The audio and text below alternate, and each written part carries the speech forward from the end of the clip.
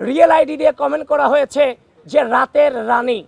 পরবর্তীতে তার যখন ফেসবুক আইডি ঘাঁটতে গেলাম, গিয়ে দেখলাম সে লিখছে বাংলাদেশ জামাত ইসলামী জিন্দাবাদ। আমরা হচ্ছে যে ডাকসুতে আমাদের মেয়েদেরকে নিয়ে বসেছিলাম, যে নির্বাচন কেন্দ্রিক কী অবস্থা প্যানেলগুলোর। তো আমি সেখানে একটি সেলফি ভিডিও করেছিলাম। আপনারা সাংবাদিকবৃন্দ অবশ্যই দেখেছেন, ম্যাক্সিমাম সাংবাদিকবৃন্দ হয়তো বা দেখে থাকতে পারেন। অত্যন্ত আশঙ্কার বিষয়, সেখানে অনেকেই কমেন্ট করেছে, অনেকে না, কিছু সংখ্যক রিয়েল আইডি দিয়ে কমেন্ট করা হয়েছে যে রাতের রানী। পরবর্তীতে তার যখন ফেসবুক আইডি ঘাঁটতে গেলাম, গিয়ে দেখলাম সে লিখছে বাংলাদেশ জামাত ইসলামী জিন্দাবাদ। এই যে জামাত ইসলাম এবং ছাত্র শিবির 5 আগস্ট পরবর্তী সময়ে গোটা বাংলাদেশ জুড়ে নারীদেরকে নিয়ে কুৎসা রটাচ্ছেন, বিশেষ করে ঢাকা বিশ্ববিদ্যালয়ের মাটিতে জাতীয়তাবাদী ছাত্র দলের মেয়েদেরকে নিয়ে যেই ধরনের নোংরা চর্চা করেছেন, এটা কোনোভাবেই কিন্তু আমাদের ধর্ম এবং অন্যান্য ইসলাম ধর্ম এবং অন্যান্য কোনো ধর্মেই কিন্তু এগুলো জায়েজ এবং স্বীকৃত নয়। সুতরাং ইসলামের নামে নারীদের বিরুদ্ধে যেই ধরনের অপপ্রচার আপনারা 5 আগস্ট পরবর্তী সময় এখনো পর্যন্ত অব্যাহত রেখেছেন, আপনাদেরকে করজোরে নিবেদন করছি, 5 আগস্ট পরবর্তী সময় আমরা ক্যাম্পাসগুলোতে শ্রদ্ধা এবং স্নেহের সমন্বয়ে একটি সহনশীল সহমর্মিতামূলক রাজনীতি চেয়েছি। আপনাদেরকে আহ্বান করব, এই জায়গাগুলো থেকে সরে এসে আপনারা সহনশীলতার রাজনীতিতে ফিরে আসেন। নারী সম্পর্কে যে কুৎসিত দৃষ্টিভঙ্গি, সেখান থেকে আপনারা আশা করি ফিরে আসবেন। কারণ এটা প্রথম নয়, ঢাকা বিশ্ববিদ্যালয়ের আপনারা জেনে থাকবেন, ঢাকা বিশ্ববিদ্যালয়ের এই যে গ্রুপগুলোর নাম একটু আগে বলেছি, সেই গ্রুপগুলোতে ঢাকা বিশ্ববিদ্যালয়ে পোস্টার লাগানোর কারণে আমাদের মেয়েদেরকে নিয়ে মানে রিয়েল আইডি দিয়ে ঢাকা বিশ্ববিদ্যালয় গ্রুপে যেই ধরনের নোংরা অপপ্রচার করা হয়েছে, ঢাকা বিশ্ববিদ্যালয়ের প্রক্টর বরাবর আমরা সেই তখন থেকেই ওই আইডিগুলো দিয়ে অভিযোগ দিয়েছি, কিন্তু ঢাকা বিশ্ববিদ্যালয়ের প্রক্টর এবং ঢাকা বিশ্ববিদ্যালয় প্রশাসন সেই ছেলেগুলোকে চিহ্নিত করতে পারলেও তাদের বিরুদ্ধে কোনো ব্যবস্থা গ্রহণ করতে পারেনি, যেটা এখনো পর্যন্ত বিদ্যমান আছে, সেই ব্যবস্থা গ্রহণ না করার কারণে। পক্ষপাত করছে, এই যে প্রশ্নটা আসছে, প্রশাসন যদি পক্ষপাত করেই থাকে, তাহলে ডাকসুর যে গঠনতন্ত্র, সেই গঠনতন্ত্রের মূল যে উদ্দেশ্য ছিল, সেই উদ্দেশ্য অনুযায়ী লেখা ছিল যে মহান স্বাধীনতা এবং মুক্তিযুদ্ধের যে চেতনাকে লালন করাটাই হচ্ছে ডাকসুর প্রধানতম কাজ, অন্যতম উদ্দেশ্য। তো সেক্ষেত্রে আমি কিন্তু 5 আগস্টের পূর্বের হিস্ট্রি আপনাদেরকে বলছি না। 5 আগস্ট পরবর্তী সময়ে ঢাকা বিশ্ববিদ্যালয়ের মাটিতে শুধুমাত্র রাজাকার শব্দটাকে ঢাকা বিশ্ববিদ্যালয়ের দেয়ালে দেয়ালে কারা জেনারেলাইজেশন করার চেষ্টা করেছে, কারা ঢাকা বিশ্ববিদ্যালয়ের মাটিতে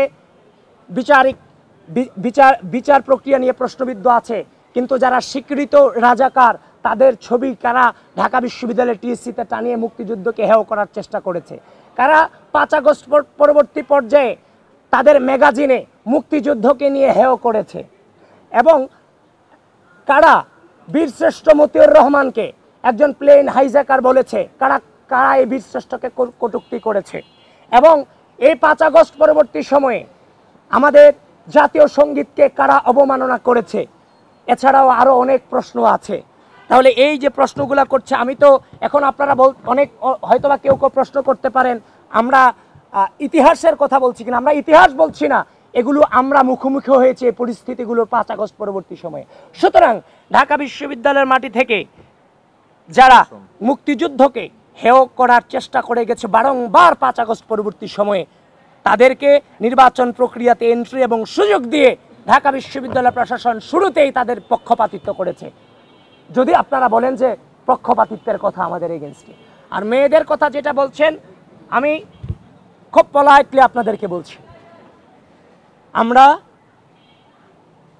একজন ছেলে ঢাকা বিশ্ববিদ্যালয়ের প্রতিটা ইঞ্চি মাটি ভোগ করার যতটুকু অধিকার রাখেন, আমার একজন বোন এই ঢাকা বিশ্ববিদ্যালয়ের প্রতি ইঞ্চি মাটি ঠিক ওই ছেলেটার মতোই ভোগ করার অধিকার রাখেন, এই তত্ত্বে আমরা বিশ্বাস করি। এবং সেজন্য আমরা প্রশাসনকে আহ্বান জানিয়েছি, এই ঢাকা বিশ্ববিদ্যালয়ে এক হলের মেয়ে আরেক হলে যে প্রবেশ করতে পারে না, এই যে কালাকানুন, এবং একটা মেয়ে যখন অসুস্থ হয় তার বাবা মাকে পর্যন্ত ভিতরে যে ঢুকতে দেয়া হয় না, মাকে পর্যন্ত ভিতরে ঢুকতে দেওয়া হয় না। এই কালাকানুনগুলো বাতিল করুন এবং রাত 2টার পরে মেয়েদের যে মেইন গেটগুলো, ফ্লোরের যে মেইন গেটগুলো আমি যতটুকু জানি বন্ধ করে দেয়, এক প্রকার জেলখানা, যে মাঠেও আসতে পারে না। এই ধরনের যত কালাকানুন, এগুলোর বিরুদ্ধে আমরা বারংবার উদ্যোগ নিয়েছি, কথা বলেছি, গলা জারি রেখেছি, কণ্ঠ জারি রেখেছি। সুতরাং আমাদের বোনদের ব্যাপারে আমি আবারও বলছি, আমাদের বোনদের অধিকারের ব্যাপারে আমরা যথেষ্ট সচেতন এবং জিরো টলারেন্স নীতি অবলম্বন করি। এই ঢাকা বিশ্ববিদ্যালয়ের মাটিতে আমরা বেঁচে থাকতে আমার কোনো বোন হেয় প্রতিপন্ন হবে সেটা আমরা কখনোই বরদাস্ত করব না। সেই নীতিতে আমরা বিশ্বাস করি। যেটা অভিযোগ দেওয়া হচ্ছে টোটালটাই অপপ্রচার, টোটালটা। আপনারা এটাও জেনে থাকবেন, সেদিন শিবিরের যে প্রোগ্রাম ছিল টিএসসিতে, একটা ছেলে শিবিরের প্রোগ্রাম থেকে একটা ছেলে একজন মেয়ের টিএসসিতে তার শরীরের অবয়বের ছবি জুম করে করে তুলছিল। যখন তাকে দৌড়ানো দেওয়া হলো তখন সে কিন্তু শিবিরের প্রোগ্রামে চলে গিয়েছিল। তাকে ধরে আনা হলো, ধরে আনার পর যখন তাকে জিজ্ঞাসা করা হলো তার নাম কি, সে তার নাম বলেছে 6টা, তার আইডি ছিল 4টা আর পেজ ছিল তার 2টা, সব ফেক। পরবর্তীতে শিবিরের সাথে সংশ্লিষ্টতা ছিল। সুতরাং স্পষ্ট প্রমাণ আছে নারীদেরকে বারংবার কারা 5 আগস্ট পরবর্তী পর্যায়ে হেনস্থা করেছে। আমরা যেভাবে প্রচার প্রচারণা করতে যাই না কেন, সেটাকে নিয়ে আমরা আশঙ্কা করছি বিভিন্ন গুপ্ত সংগঠনের সদস্যবৃন্দ আমাদেরকে নিয়ে মত করার সম্ভাবনা আছে। এজন্য নির্বাচন কমিশনকে বলছি, অতি দ্রুত কোন কোন প্রক্রিয়ার মধ্য দিয়ে হলগুলোতে আমরা নির্বাচনী প্রচারণা কার্যক্রম চালাবো সেটা আপনারা প্রকাশ করেন।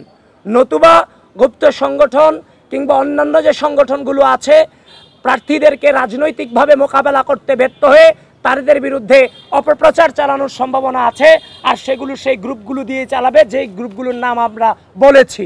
সুতরাং যা বলছি প্রত্যেকটা বিষয়ে যদি লেভেল প্লেইং ফিল্ড দিয়ে নির্বাচন সুষ্ঠু করতে চান, এইগুলো সম্পর্কে ব্যবস্থা আপনাদেরকে নিতে হবে।